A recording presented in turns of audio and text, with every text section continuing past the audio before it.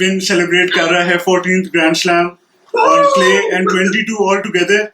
Like the commentator said after the match, the GOAT just got greater just for Usman. Yes. What a ride. What a ride. Boss. Heather, sorry, we had to start this way. You're not a Nadal fan, but उसका दिन है वो जीत गया clay में और दो Grand Slams आगे हो गए. He's ahead. Back to back Grand Slam जीते. So back to back. Usman, I would let you start and have a say on this victory, and then we will go on with the episode about reviewing the French Open this year. Let me take a nap. Basically, it's the best win of the French Open I've ever had. To give both these expectations, he was the underdog, or he only had played I think 6-7 matches. Okay, or injuries with Isco, he had a foot injury. I'm sure Heather won't agree with me. My foot, that point. my knees, but my ribs. he was struggling before the tournament Sure. started. And पता नहीं जब when the tournament started इसको क्या एक energy आती है बीच में और क्या इसके साथ होता है. He keeps on winning. And the reason behind this, what he wanted to discuss after the tournament ended, was that एक nerve है इसके left foot में और वो इसके inject किया था to keep that foot numb. And he had no feeling in that left foot, which was obviously he was taking a huge risk because अगर कोई injury हो जाए तो that could be a long-term problem in his career. So he took that risk, and he used to inject that before every match. That's why there was no pain. He was playing at his 100% at fittest. And I'm sure something was not playing. Yes, but that is the reason he had no pain and he was playing at his 100%. Yes. Mostly with Jeet Radha. And this was a very tough draw for him. Mind that. Because he had to beat top 10 players, which I think Federer had already done it before that in the tournament, which was Felix, Djokovic and Zverev.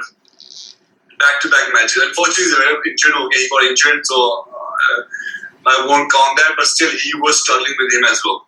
So he showed his full potential and he won fair and square the tournament, being in the tough side of the draw. And I think and he also got lucky, I would say, during the Djokovic match, it was hitting the net a lot of time and the points were getting Nadal's way, but still he defeated him fair and square. And Felix as well. That was also a very tight match. And the Zverev one was also a very crucial match, and it could have gone either ways. And also, if he would have won that match in a 5-set match, he would have struggled. Maybe he would have struggled in the final, or he would have got any injury or something, because his foot was swollen up the next day after Djokovic's match when he woke up in the morning, and it could have been worse because he had no feeling in the left foot due to those injections. But for most Nadal, 40 Grand Slams, French Open, 22 Grand Slams, and the GOAT just got greater, as the commentator and Sagar mentioned. And I think it's going to be tough for Djokovic maybe this year to cross him. Maybe he has to wait another year. He cannot cross him this year. There are only two left. Yes. Yeah. So you never know what's going to happen in Wimbledon. If his foot recovers, which he's going to ask the doctors if there's any solution other than having those injections, because Nadal is against those injections, because it could be a potential dangerous for him to have a prolonged injury. So he won't go for those injections. If they come up with a solution of his left foot, then he might have a good chance at Wimbledon as well. Okay, so Usman, we'll go forward because Heather is now bored of all of this. But I will say one thing to you. Congratulations on Nadal. However, your statement regarding Nadal being underdog, I've also said to you, never consider him an underdog. How can you consider a person who has 22 Grand Slams an underdog? I don't get this. And Heather, I think, feels more strongly about it, and I will let him talk about that, about the injuries and the underdog part. And then we will actually get into the tournament and how the tournament went on. Heather, you can talk about it. Because of injuries. Okay. And also because of lack of matches. Firstly, right now Nadal is undergoing radio wave frequency, which Andy Murray went through for his hip it basically they target the nerve or something. I don't know the technicalities, but he's just undergone a procedure and he's on crutches. So I can talk in a very formal manner. I can be very complimentary of Nadal, but we don't have enough views for me to talk like that. So I'll just talk as a fan. I think the guy really undermines himself, just like you. I think he should be a Liverpool fan instead of a Real fan, because every year I hear he's not well, he's not fit, he's not the same. He's going to Haider ने retire. ऐसे उस बात तेरे और मेरे दोनों पे डिग ली है अभी, मगर फिर भी सही है. I agree with Heather. He has proven the conditions wrong. He has proven the injuries wrong. He has proven that even if he does, Not there's about no proving match. it wrong. One player, He exaggerates a hell of a lot more than whatever it is that he's portraying. I mean, I play little sports. A sore left foot, a numb foot. You run around for 4 hours. You come out again. You run around for 4 hours again. Then you're going 3 hours again, and then you win a final. You blow the guy with 6-love. So come on, we're not stupid. Okay, we understand he's a great player, and the other guys are just maybe that bad. Okay, I'll give him. Nadal is the greatest ever on clay, definitely, and as of now, he is the GOAT. But I think maybe now he can talk a bit truthfully. Say I'm not that injured. I mean, he was hobbling in Rome, and then he had that rib. And then, I mean, why didn't he play the clay court season? Well, I don't know. That's just the thing. He probably preserves his body, whatever it is, but doesn't seem to affect him. It's not End of possible. the day, he is old. He's 35 years old. So He never did that since 2004. Whatever it is, and how is it still working for him? Okay, fine, he must be injured, but the thing is, it is not as bad as it seems, in my opinion. Whatever it is, I'm just talking as a fan right now. yes, he's commenting as a fan and how he feels, because obviously he isn't happy about Federer being injured and on the side. See, that is an injury. That is a knee injury. I've heard since 20 years, since he was 20, he's got a serious knee injury. He's got a serious wrist injury. He's got a serious foot injury. Lower back as well. He this plasma cell surgery thing he did when he lost in the final to Stan Wawrinka. So how does he keep coming back and keep winning? That's just not humanly possible. It is his greatness, but I think he just exaggerates. So what Heather is trying to say that Nadal is faking it. Exaggerating. He's not fit yet, because because he never misses his ATP seasons, ATP events, and he gets to the French Open fully prepared for that. Why will he miss the ATP events? There must be a reason for it. He hasn't missed it since 2004. That's why I was saying he's an underdog, because he hasn't played any matches. But now I won't consider him an underdog anymore, because even he won the Australian Open, the French Open 2020 with only 3 matches. And he won the Australian Open. Usman, you were also giving Casper Ruud a chance when you said that if Casper Ruud wins one set, he might have a chance.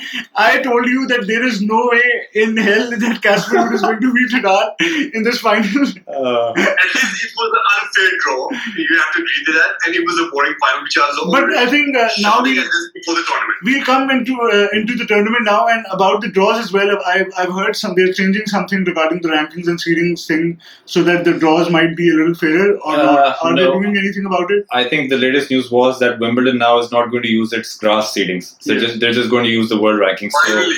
Yes. Yeah, but the thing is, I cannot, because I can compare it only with football, and how in football, especially like in the Champions League, when they make a draw, it's all random. You cannot call it an unfair or a fair, in my opinion, because it's what the rankings were. So what the seedings were, it all depends on that. So Nadal was 5th. If Nadal, for example, was 3rd in the seedings in play, he would have been on the other side, and then nobody would have talked about it. So it's mostly dependent on, I feel, regarding the random drawness of the whole. I agree. He was unlucky. Then Nadal just stopped the ranking, and the draw didn't go in his favor. Because like Usman, I'm not going to say that this isn't a point, because like Usman, I read on Twitter, a lot of people were complaining about how the draw turned out and how it's becoming a boring tournament because of that. Because one side is completely filled with the better players and one side is an easy side. Completely. The semi-final was against Djokovic. The final was against Zverev. Simple as that. So Usman, I'm going to go to Heather now and talk about the tournament a little. Some players came out.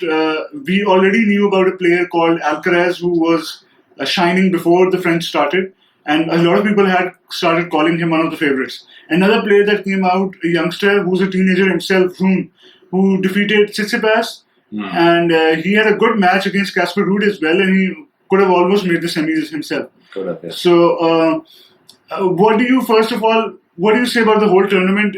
Quality-wise, how did the players turn out, and what, in your opinion, was the best match of the tournament? And then I'll come to Usman about it. Well, obviously, I think because of the draw, the tournament peaked earlier than the final. Yes. Obviously, I think quality-wise, the best match was Djokovic versus Nadal, two goats going head-to-head, and in the end, it was a little bit disappointing because I think Djokovic sort of resigned a bit mentally. He didn't really put in the effort that we're used to seeing of him, and McEnroe made a brilliant point before the start of the match. He actually said that while all eyes are on Nadal, about his injury and everything, it may be Djokovic who's a little undercooked because the last best of 5-set match that he played was at the US Open final against Medvedev. I heard that while Exactly. And I think it showed because initially you saw in the third set as well, I think at the end of the second set, Djokovic was tapping his legs. And there were certain balls which he could have at least tried to make, but he didn't even bother running for certain drop shots. For those second serve returns that Nadal made really hard, he just stood there, didn't move. So I think Djokovic was a little undercooked. Nadal was brilliant in that match, of course, but I think the fourth set was disappointing and also the tiebreak. I think he could have, if he had put in a little bit more effort, maybe he could have won those points. I also felt like it was when I was watching the match, either like what you said, he might have a tingle on the leg or something, because during the fourth set when he was a breakup, when he lost that break, it felt like he didn't wanted to try anymore. It felt like he thought that I should not get injured or should not get badly. His body language was very. If Heather talked about Nadal and Djokovic, I'm going to talk to you about your favorite match. And what do you feel about Alcaraz? We had built him so much the last time around in the preview episode, and that how he had beaten Djokovic and Nadal in a week, and that he can be the next big three player. But I think he's still really young. He's 19. And he needs time for these 5-setters and big Grand Slam moments. But you can elaborate on both of these questions I've talked about. I think with Alcaraz, everyone was really overhyped, overexcited about this is the next big thing who's coming. He's actually the next big thing. But we were comparing him among the big threes. Yeah. That he's going to come at the age of 18, he's going to win a Grand Slam, he's going to be chasing the Grand Slam race as well. That's not going to happen, unfortunately. But he will be the next number one player. He will win Grand Slam. He has that mental edge and physical edge among the other young generation who are not a young generation anymore now, I would say. And he will be a very good player. But I think the most challenging part, which was in this tournament, was the best of 5. He has not much experience in the best of 5 sets. So he needs a little bit more experience in that to win Grand Slam. Coming to the best match, that was the second question. I think the best quality match was obviously Nadal and Djokovic won, because they were really battling it out in center court. But unfortunately, I don't know with Nadal and Djokovic what happens. You can never predict who's going to win, no matter what surface it is. In 2020, Nadal won straight sets. After that, Djokovic won same conditions, night conditions. And same again, it was a night match, Nadal won. So it could go either way. You can never predict who's going to win. But Usman, you will have to predict that Shakib predicted all these 3 matches. Yes. All these 3 matches. You predicted, but generally as like a natural view that you never know who's going to win the match. I think I've never seen Djokovic do so many unforced errors, because it's very, very unlikely for him to do unforced errors, especially at the end of the match. And Nadal got a bit lucky. If you could see the match point, it hit the net and it clipped the net, in fact, for the winner down the line. If he would have hit the net, he would have been deuced in the tiebreak, and the tiebreak could have gone Djokovic's way, and Djokovic could have come back. That is the point Usman wanted to make. That's what that's about it. Just break like Nadal at the French. Match to change when it's a Djokovic-Nadal match, especially Djokovic needs one. Okay, so Usman, I'm going to go to Heather about it. One more point. There were 2 matches that, first of all, you can talk as a fan as well, and you can talk neutrally as well. One was Felix against Nadal, and one was Zverev against Nadal. Wow. So in both cases, do you feel Felix, first of all, did he had any chance of beating Nadal that day? It was post UEFA Champions League where he was watching the match in Paris final, and then the next day he played this, and it went to a banger 5-setter match. Exactly. Max Wallander pointed that out, that because Nadal started off really badly in the Felix match. So he said maybe because Nadal was so emotionally involved in that Champions League final, which you were too, and we all are fans, and we can